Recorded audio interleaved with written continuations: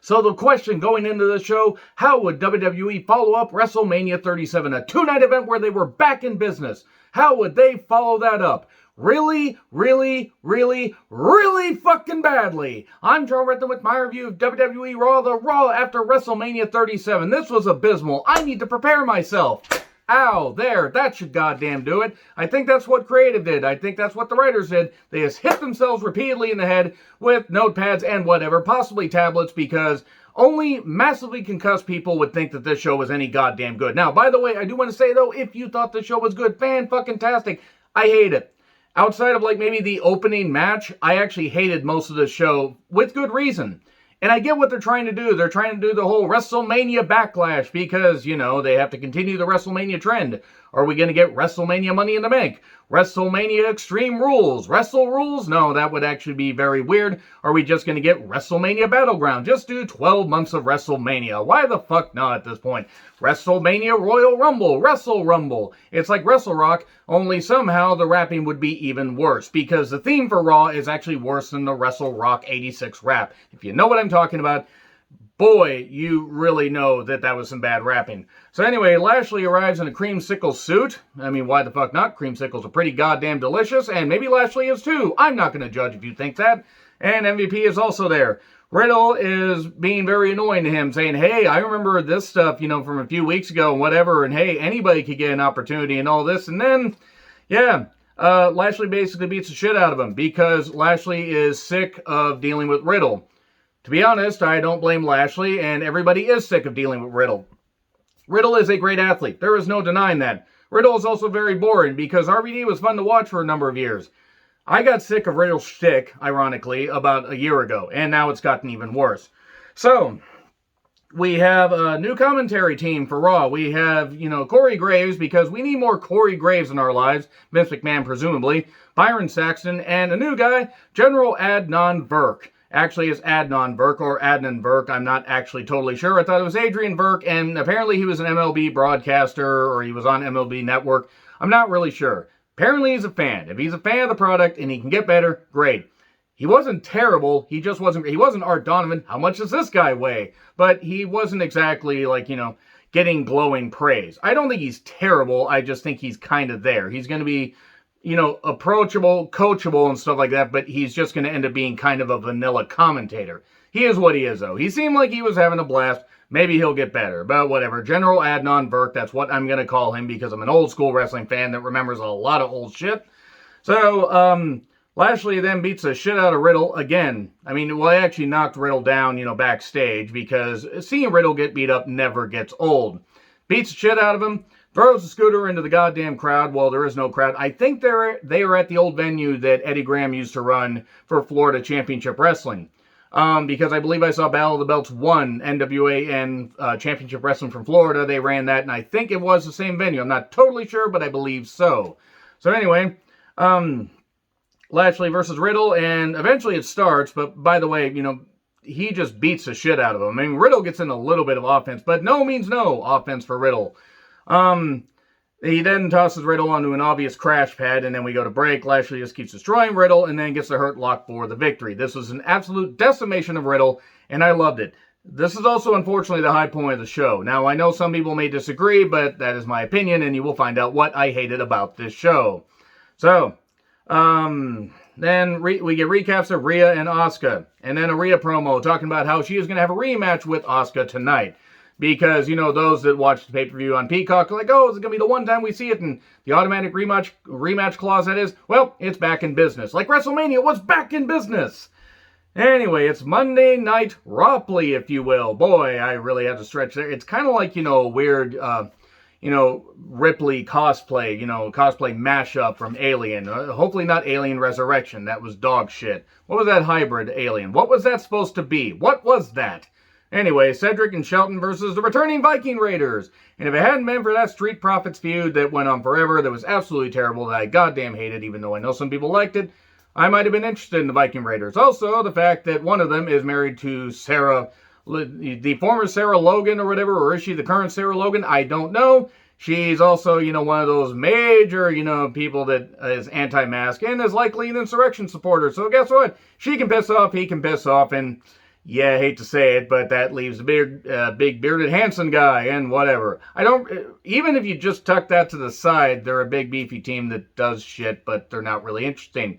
And the Viking Raiders is like the Viking experience. Remember that? Remember that horse shit? How stupid was that? Anyway, the Viking Raiders win. Shelton and Cedric are just going to get pushed further down the card, and they're going to be on main event by next month. It's really sad. I would have put Shelton in Money in the Bank, quite frankly. I mean, and Money in the Bank is in June, but because he could do some cool shit, even though he's like he's literally ageless, but he's like 45 years old. But no, Viking Raiders just beat him. Yeah, they got in some offense with the Viking Raiders beat him, and that is pretty much, convincing me that they aren't going to mean anything, Cedric and Shelton, which is unfortunate because they are really talented. And then Asuka says she is ready for Rhea. Okay, cool. And then we have that, and then Charlotte's back. Great. Okay, let me do that again. Look, I want to say this much right now, and I've ranted about Charlotte, and I will rant about Charlotte again. You are not going to like this if you are a Charlotte fan. But I want to start off by saying one thing. Apparently she had the virus. Good to see that she recovered. And good to see that her and Andrade, that no after effects, he didn't seem to get it. She's okay. That's great. I don't want anything to happen to the human being. I think her knees are going to goddamn shatter with how she does a moonsault, but regardless, I don't want anything to happen to the human being. I want her to be happy and healthy. I want Andrade to be happy and healthy. And she's reaching that age where she might want to have kids. And yes, there was the false pregnancy test, apparently, that, or the false pregnancy, diagnosis that took her out of WrestleMania. Now, possibly. I mean, I think what it is, and these are, of course, rumors and everything, Andrade got, no 90-day, no compete clause. He could go anywhere. Maybe Charlotte had to give up her spot, at Mania to get that, 90-day, no compete clause waived. Okay, whatever. I don't really care because Charlotte not being at Mania was actually a blessing in disguise. Because, and this is where things are going to get vicious, I absolutely despise the Charlotte character. I do not despise the athlete. I think that she has fought through a whole lot of stuff and a lot of injuries and, the popped implants and all that. That's why getting implants is fucking stupid, and no wonder she couldn't goddamn move at all. But let me just say this much about the wrestler. She hasn't given a shit about anything she's done since before WrestleMania 36, where Rhea Ripley was effectively buried. Now, I'm not saying that was Charlotte's call. It could have been. It was probably Vince's call. Vince loves blondes. You would think that he would love Rhea Ripley because she has a future. She has personality. She doesn't sound like a goddamn, underpowered sex doll. She sounds like somebody that's a goddamn, real person. Charlotte speaks flatly and with no life, no conviction. But then she tries to get all angry and everything. She says, oh, I'm that bitch. I'm a franchise player, or the franchise player. In what universe? You're only the franchise player because Vince loves blondes. It's not that Charlotte isn't talented, but she also has the benefit of her dad's last name, where other people have had to work twice as goddamn hard. Though, I could say the same thing about Tessa Blanchard, but oh yeah, Tessa Blanchard's a racist bitch that doesn't deserve to be in wrestling. But anyway, yeah, she just keeps talking flatly and lifelessly, even though she's trying to be animated and angry. And then she says, I'm that bitch. Damn it, Jade Cargill. Get back on AEW and do some pre-tape stuff, would you? Oh, wait, no, I know they've said that line well before Jade came along. It's just funny with the correlation there. But then she says, I don't steal opportunities. I am the opportunity. No, I am the opportunity. No, I am the opportunity. Team Hell No, get the hell out of here. Okay, I'm not saying that she, politic to get that stuff. Maybe she did, maybe she didn't. She keeps getting opportunity after opportunity after opportunity because Vince McMahon wants her, and probably in that way too, but wants her to break her dad's record number of title reigns, which I'm amazed she hasn't done already. She probably would have they probably would have done Rhea versus Asuka versus Charlotte at Mania, and Charlotte would have won again. I bet you they would have done that, and then you might as well have just sent Rhea, to Hollywood and just said, okay, Rhea, thanks, go do some Hollywood movies for a couple years, and maybe the stink will come off of you from having to be buried by Charlotte and our bad creative. Okay, but yeah, I don't steal opportunities, I am the opportunities. Okay, WrestleMania 32, okay, I sort of understood why she won. Then the hot potato, which Sasha. WrestleMania 33, she didn't win. Of course, she couldn't lose on pay-per-view. They had to have her lose on a, Raw just for absolutely no reason. It was really weird. And then WrestleMania 34, she ends Asuka's streak. And then, a couple weeks before WrestleMania 35, she takes the title away from Asuka just to be part of that three-way that she didn't need to be part of. She didn't goddamn need to be part of that. You could have done Sonya versus Asuka versus Charlotte where they beat the shit out of Charlotte and then had a singles match, and that would have been a better use of Charlotte. And then the effective and just complete neutering of Rhea Ripley, where they just were starting to build her back up. And I'm afraid they're going to friggin' destroy it. Anyway, good God, I nearly shut the show off. And here's the thing, I love wrestling. I love so many of the wrestlers that are on this goddamn show, and guess what? This stuff and another segment nearly made me turn it off. And I've been watching WWE, I've been watching wrestling in general for 36 fucking years. And I will continue to watch it, but good God, some aspects of wrestling, even whether there's a crowd, whether there's not a crowd, some aspects are really goddamn bad. Then Rhea versus Asuka. It's a Mania rematch. Good pace. Back from the break as Rhea is violently scissoring Asuka from behind.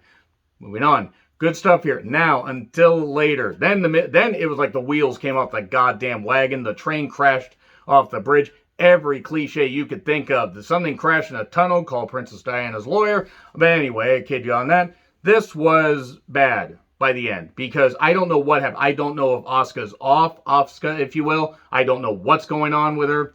I think she's still a little bit rattled from getting her tooth knocked out and stuff like that. I hope she's okay. I think they need to give her some time off if she actually is rattled a little bit. Like maybe, give her some time off, let her rest and everything. She's carried the company, in part through the pandemic. Other wrestlers have too. I'm just saying Asuka has been a beacon of light. But back and forth strikes. Then it got awkward. Then it got very awkward. It was like they forgot how to do moves. It was like they were underwater. I mean, I don't get it. It was like they were underwater, like Whitney Houston and her daughter. So anyway, we then get the DDT on the apron. Please stop doing that. I thought the spot at Mania 37 was dangerous. It was. This was worse. Because it was like they were trying to duplicate what Ibushi and Naito did. Not like what Will Ospreay did, because Will Ospreay nearly scalped himself and then had to be an apologist for one of his friends. So anyway, Charlotte then causes a DQ. And she mocks the fans, the fans crying at home or whatever. She has to mock the fans crying. She has to do mock crying. Because after the last facelift, she's unable to cry. I don't know if you can tell this, but I'm not really a fan of the Charlotte character. So anyway, hey, apparently Maurice is the Miz TV guest, to Morrison's shock. He had no idea. To be fair, he still has that Chia Pet hair. What is with Morrison's hair? What is with the hair? Somebody tell me. Anyway, Shayna and Nia are, rewinding TiVo. It's like a TiVo remote. Remember TiVo? She was rewinding and everything, and they were mocking Mandy for slipping on the stage. Thank God Mandy's okay. I mean, yeah, Mandy, are you okay? Are you okay? Are you okay, Mandy? And then she says, well, Nia, you gotta be careful. You don't see some things coming. She slaps her. I would say she slaps some sense into Nia, but Nia has a superior immune system and won't take the vaccine.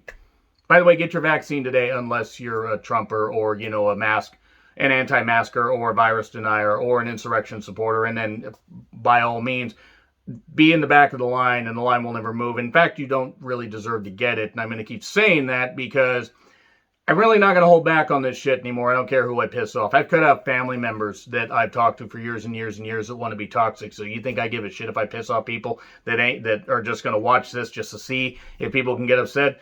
I'm just a regular fan. So if I piss people off, then that means that some people are really damn sensitive. Anyway, then Alexa in Alexa's Playground, talking about the darkness. Not Darkness, Darkness 2, Electric Boogaloo. Not talking about Darkness Falls. I would have rather had the Tooth Fairy from that goddamn movie than this shit. And not needing it because she could do it all on her own. That the female is the dangerous one of the group. Okay. And then she has a new friend named Lily that is a doll that looks like some 5th grader spent about 5 minutes in art class making. It wasn't as scary as the Annabelle doll in the, Annabelle movies and the Conjuring movies and stuff like that because, quite frankly, even as terrifying as that doll is, and actually it is kind of terrifying, the Raggedy Ann doll is a lot more terrifying. Holy shit, I gotta visit that museum. Or that, the Warren house. But anyway, here's the whole point. I know that people are invested in the Alexa and Fiend stuff. That's great. You guys can be invested in this as you want. That's fantastic. You guys are getting some out of this. Great. You know what I'm getting out of it? The need to basically just get anything else on my television other than this. This is abysmal. To me, this is not epic storytelling, deep storytelling, everything. Oh, it's all this. They're trying to weave all this detailed stuff. If you guys see detailed stuff in this, great. You know what I see? Z-grade horror bullshit on an A-grade budget. That's what this is. It is not anything that translates well to wrestling, in my opinion, and I hate it. I hate it. And I think I may have to institute a rule to where I just don't pay attention to this stuff because it infuriates me because they waste so much television time with this stuff. this Firefly Funhouse stuff is now, I think they're approaching 2 years since the debut. This shit has been going on so goddamn long. And it hasn't gotten any better. Now, I've laughed a few times and, oh yeah, the Fiend looks cool and everything, except, oh, it's Malibu Stacy with a new hat. That's all it fucking is. It's Bray in a spoopy mask. And yeah, so cool. She's talking about, yeah, she talks about her friend Lily and a doll. Oh, maybe somebody will become Lily. Yeah, maybe it'll be like Tiger Lily. Maybe it'll be like Tiger Land. I don't know. Maybe the doll will win the championship. It'd be better than Charlotte. Miz TV with Maurice. Who is this for? Right, to plug Maurice having a new skincare product in the new season of Miz and Mrs. that I've never watched because I don't care to, because reality TV annoys me. I got to the point where I just couldn't watch any WWE-based reality TV, even though I wish people nothing but the best. I can't watch. I used to watch Total Divas for like first few seasons, and it just got to the point where I fell out of it. So anyway, they talk about Bad Bunny and making history, WrestleMania, and then Damian Priest shows up. They argue about taking him on 2-on-1. Priest agrees, and this match happens. This is the point where I said they're going to have Damian Priest lose via roll-up. And he did. He beats them up, while they're in street clothes or dress-up clothes. Maurice does a distraction roll-up, most devastating maneuver in all professional wrestling. Surprise roll-up, 1, 2, 3 on Priest. All right, okay, good. Corey then talks about a wife being loyal. Huh, geez. God, Corey, I wonder what your ex-wife would say. And you guys can think that, oh, the wife separated and everything, stuff like that. Hey, maybe they did. But you know what? Plenty of wrestlers, men and women, have done that and, slept with people other than their significant others when it hasn't been okay. And no, I'm going to mock Corey for that, and I don't fucking care. I'm going to mock, Carmella for being a homewrecker. And if the roles were reversed, and he did that to her, and, he was a wrestler, and she was just, the commentator, God forbid, then I would do the same goddamn thing. I don't really fucking care. So anyway, Nia's upset about the replay because it was just 20 minutes ago. Kevin Patrick, he is the most Irish man to ever Irish. And then Nia, now they're starting to make Nia slip. First her hole, now she's slipping onto her hole. Gross. So anyway, she says, God Jesus, this is so bad. This is just some of the worst. Some of the worst attempts at comedy. I don't know why they're doing this with Nia. I don't know why Nia's on television. Anyway, thanks, Dwayne. So, anyway, his Hall of Fame induction should be held up for a few years just because he perpetrated Nia Jax on our television screens. So, anyway, what has been cowardly about Nia Jax, says Corey. Oh, but she has a superior immune system and doesn't need the vaccine. Well, she needs better ACLs that aren't melted Twizzlers that have been left out on the surface of the moon, or in the sun, rather, for the last 5 goddamn years. Man, I know astronomy, don't I? Anyway, she slips. Mandy and Dana laugh at her. Nia gets upset. They get in. This is a number 1 contenders match, by the way. And Mandy and Dana leave and say it's not worth it. They lost a contenders match, even though Nia and Shayna are the champions, and they just leave. Who wrote this? Who wrote this shit? Honestly, who wrote this? MVP talks about, Drew and what happened to Mania and how Drew did great, but he came in second. There's nothing wrong coming in second to the Almighty. Then Drew comes out and basically he says he made the first mistake and then says he will win the title back, and that he tells MVP to keep, he basically says, keep milking Lashley so his head gets really swollen so he can finish him off and everything. Stop thinking about it, Noah. I know you're thinking about it. Stop it. Get some help. And then, he's basically talking. Proud Boy Braun shows up and says, I beat Shane McMahon in a steel cage, so I should get a title shot. Yes, that's how that works. You barely won a match 3-on-1, and you had to rip the cage wall off its hinges. I don't know if you can tell, but I didn't really like this episode. So then Orton comes out, basically talking about how, oh no, wait, Orton cuts a promo later I'll talk about. And then Pierce says, hey, it's a 3-way tonight. Winner faces Lashley at Mania Backlash. Why not? And then Drew and Braun have a nip-off and then talk. Here, wait a second. Wait. Yeah, wait a second. Right, not quite done ripping these notes a little bit. I kind of realized I was going to originally do something where I would set them on fire on camera, and I realized that was dangerous, so I figured I'd just rip them. It's nice and cathartic. So, there is no good reason for Cracker Commander Riker, Jackson Riker. No good reason for him. He doesn't deserve to be there. He really doesn't deserve anything for being the piece of shit that he is. And then Elias is never going to get a push again, is he? New Day talk about cherubs, cherub down. They basically got revived in Final Fantasy 3 and other stuff. And then they basically say, oh, they got faces like cherubs, all this. I don't know what this is about. And then they beat Elias and the Jackson-Rectionist. By the way, we cut to a movie plug during the goddamn match. I have no goddamn idea why, for a movie called Nobody. I have no idea who the hell the guy is. He looks familiar. I can't place him in anything. So then we get Stomp on Elias 1, 2, 3. Orton then says in a promo basically that he was distracted by Alexa and The Fiend for a number of months, but at Mania he took care of that. And that both Alexa and The Fiend have disappeared, it seems. Randy, Alexa was literally on the show in Alexa's Playground about an hour to 90 minutes before you started talking. And oh, the Firefly Funhouse is on next. Randy, look at the format. Give a shit for 5 seconds. Fucking hell. I mean, then again, he's getting paid millions. I don't blame him for not giving a shit about this. So, get your vaccine today, unless you're a piece of shit. So, get your vaccine, especially if you have the ability and you are one of the people that's more at risk. I want everybody to be good. I want everybody to be healthy. The good people. Really don't give a damn what happens to the other people. I don't wish anything bad. I'm just saying. So, the Funhouse. Witches be wildin'. It's an actual line from Bray Wyatt. And he's all happy and everything. And the Page doll is all upset. Says, oh, screw that bitch. And then he throws the rabbit after, kissing him. Oh, you didn't expect that. I'm a brand new me. I'm reborn. He does the healing and everything. He's going to burn the house down, take everybody with him. It's going to go out in a blaze of glory. All right. And whatever. I don't care. I don't care. I know some people are into this. That's fine. I don't see it as a deep character. I see it as a waste of TV time. I don't mind things being different, but this is a waste of TV time. And Drew versus Orton versus Proud Boy Braun 3-way contenders match. It was decent. Actually, it wasn't all that bad. Corey then mentions about how Randy wants to slide his Viper in between two men and finish them off at the same time.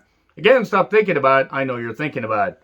So, match was good. Braun eventually, keeps staring his opponents down, literally, by hitting them with stairs. And then RKO to Braun. Sliding Claymore, 1, 2, 3. And Drew gets the opportunity. Okay, Drew is going to lose to Lashley at not Money in the Bank, WrestleMania Backlash. And he should. I don't mind Drew getting this opportunity. I didn't want it to go to Braun, and I'm sorry, I have no desire to see Orton versus Lashley. At least not yet. Finish off this program with Drew. Have Drew lose here, or lose at the pay-per-view, and then move on. Have him go SmackDown, Challenge Reigns, or something like that. Have him go for the U.S. title. Why not? Have him face Sheamus for the U.S. title and give him that. Because I think it would be a nice consolation prize. Drew has been a tremendous WWE champion. Lashley's time, I'd say past SummerSlam. I'd say give it to him until WrestleMania 38, which sounded less dirty in my head. Anyway, then T-Bar and Mace show up when MVP is standing on the stage and attack him. They attack Drew. I don't know why. This is all I got to say about this. This was an embarrassing show for the Raw after Mania. There were no debuts, which the no debuts thing wouldn't bother me as much if they put effort into the show. And they didn't. Anyway, agree, disagree with what I said, like, share, subscribe, Twitter handle in the description. I'm John Ritlin. I'll see you soon.